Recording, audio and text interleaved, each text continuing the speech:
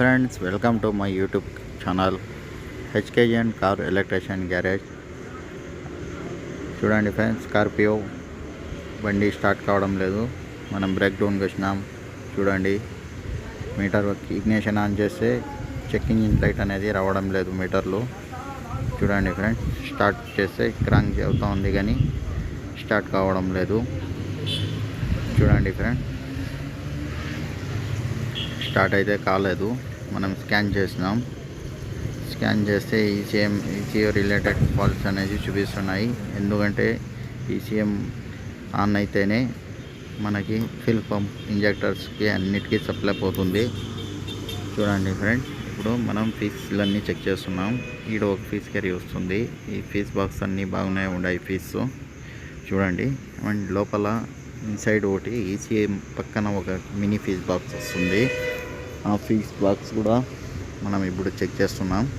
చూడండి, మనకి ఈ ఫీజ్ క్యారీలో కూడా ఫీజులు అనేవి బాగున్నాయి, కానీ వైరింగ్ అనేది ఎలుకలు చూస్తే కట్ చేసేయండి. ఈ డోర్ ఓపెన్ చేసి చూస్తే ర్యాట్స్ అనేవి కట్ చేసేయండి ఎలుకలు. చూడండి, ఇంకా మనం ఈ వైరింగ్ అంతా రెడీ చేసినాం. మళ్ళీ చూస్తే ఫీజ్ అనేది షార్ట్ అయ్యి కాలిపోయింది. ఈ ఫీజ్ ఒకటి అండ్ మెయిన్ రిలే ఒకటి లూజ్ కంట్రాక్ట్ ఉండే. మనం మళ్ళీ కస్టమర్కి అయితే ప్రాబ్లం ఉంటుందని న్యూ మార్చేస్తామంటే ఓ కస్టమర్ ఓకే అన్నారు. మనం సో ఈ ఫీజు అండ్ రిలే వేరే చేసినాం. చూడండి, ఇప్పుడు ఈడ లైట్ అనేది రావడం జరిగింది. ఈ లైట్ వస్తేనే మనకి ఖచ్చితంగా ఈసీఓ ఆన్ అవుతుంది.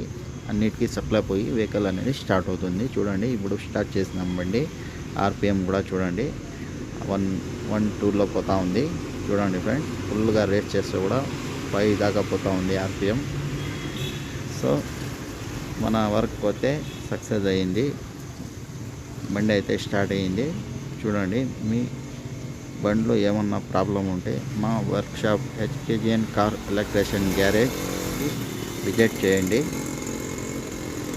ఈ వీడియో కానీ నచ్చినట్లయితే షేర్ చేయండి, లైక్ చేయండి, సబ్స్క్రైబ్ చేయండి.